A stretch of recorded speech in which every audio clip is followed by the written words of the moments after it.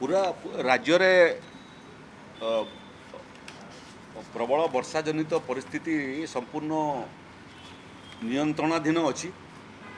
लगातार 6-7 दिन वर्षा परे एबे उपकूल ओडिशा रे वर्षा आउ नाही एवं आकु मध्य दिने 2 दिन वर्षा हबार संभावना भी नहीं। पश्चिम ओडिशार किछि जगार वर्षा चली एवं किछि किछि जगार प्रबल वर्षा मध्य आज कि आसंता काली हो पारे। दक्षिण ओडिशा रे मध्य वर्षा बंद हो गलानी कि कम होउची।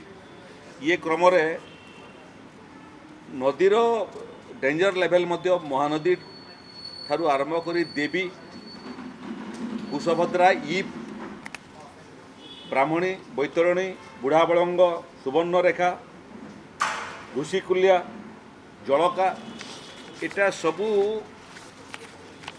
संपूर्ण नियंत्रित परिस्थिति रे अछि। केवल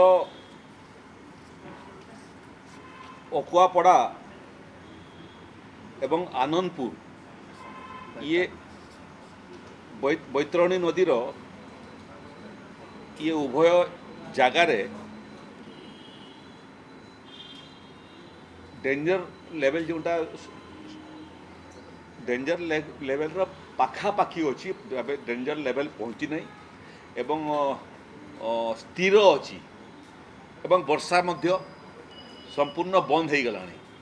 तेणु आमे अनुमान करुचु जे आनंदपुर एवं अकुआपड़ा ये उभय जगार मध्य वाटर लेवल धीरे धीरे धीरे धीरे कमिबार आरंभ करिबो।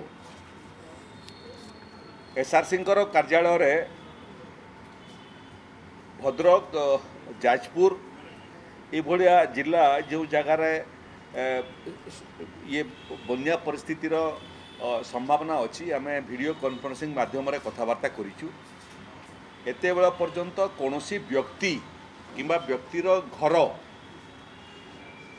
क्षतिग्रस्त ही नहीं। आमे निर्देश देइचु जे गोटे लोक मध्य एथिरे क्षतिग्रस्त किंबा प्रभावित हवार परिस्थिति सृष्टि हेले जड़े प्रभावित होउची बोलिकरी ताको इग्नोर न करी तार पई मध्य आवश्यक मानवीय सुविधा सुजोग सरकार प्रदान करिवे। आवश्यक पड़ले यदि गोटे गाँव में जन को मध्य स्थानांतरित करिवार आवश्यकता पड़े सेटा मध्य कराजिवो। जो माने भी स्थानांतरित हेबे सेमानकर भोजन एवं चिकित्सा ठारू आरंभ करी समस्त मानवीय सुविधा सुजोग जोगई दियाजिवो। एते बेला पर्यंत कौनसी परिवार इतिरे प्रभावित ही नाहंती किंतु गुड़िए जगार चाष जमी प्रभावित होइतिबार रिपोर्ट भद्रक एवं जाजपुर जिल्लारू आमर हस्तगत होइछि।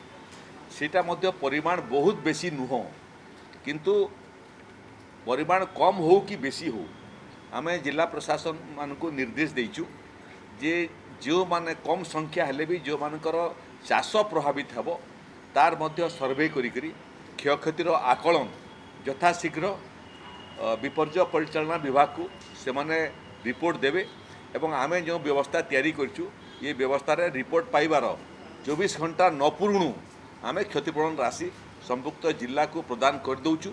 ये भितरे 10 रथयात्रा परे थरे ओडिशार 30टा जाकर जिला सांगरे आमे सेमानकर प्रस्तुति नहीं करी आउ थरे बसिबार मध्य प्रस्ताव रखिछु।